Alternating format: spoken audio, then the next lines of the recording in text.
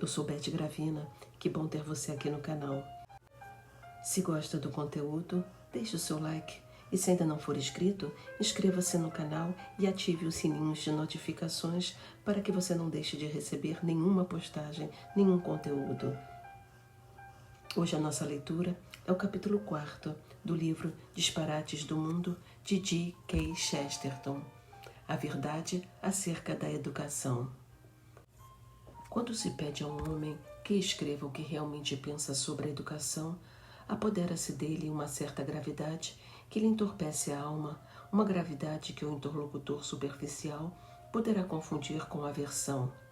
Se é realmente verdade que os homens se cansam das palavras sagradas e se fartam da teologia, e se esta irritação em grande medida irracional contra o dogma resultou efetivamente de algum excesso ridículo de tais coisas por parte dos sacerdotes do passado, então parece-me que estamos a colocar fundamentos bastante sólidos para os nossos descendentes se virem a cansar. É muito provável que um dia a palavra educação pareça honestamente tão antiquada e desprovida de conteúdo como a palavra justificação nos parece atualmente quando a lemos num documento puritano.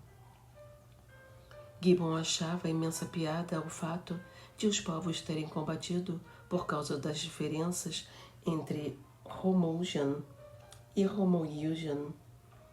Mas virá o tempo em que as pessoas se rirão ainda mais ao pensar que houve quem tenha bradado contra a educação sectária e a educação secular, que houve homens de posição e proeminência que protestaram contra as escolas por elas ensinarem um credo e outros por não transmitirem uma fé.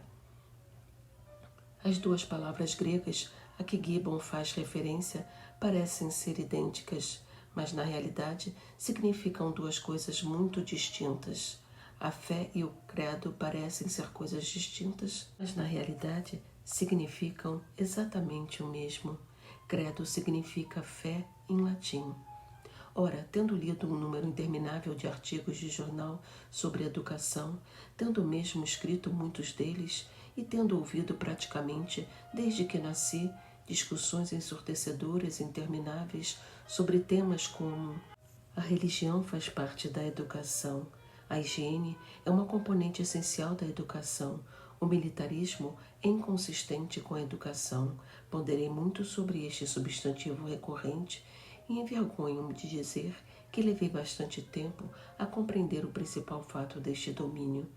O principal fato do domínio da educação é naturalmente que tal coisa não existe. Não existe como existem a teologia e o exército. A teologia é uma palavra como a geologia e o exército uma palavra como exercício. São ciências que podem ser saudáveis ou não, enquanto passatempos, mas que tratam de pedras e fardas, de coisas precisas.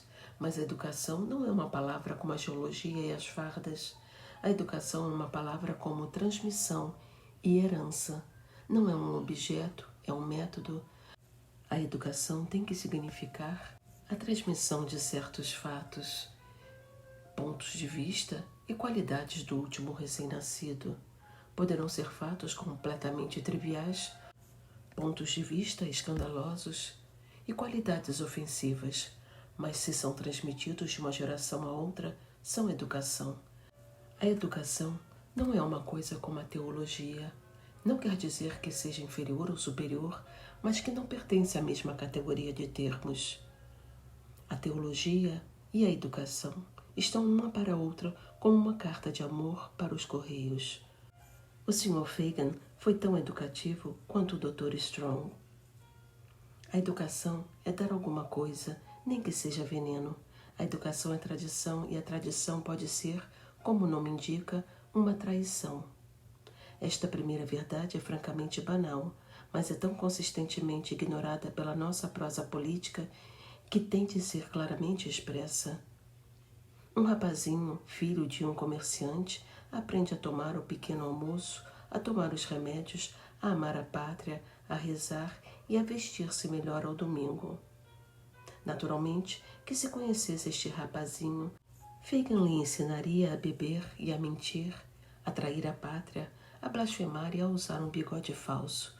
Por sua vez, o Sr. Salt, que é vegetariano, abolia-lhe o pequeno almoço.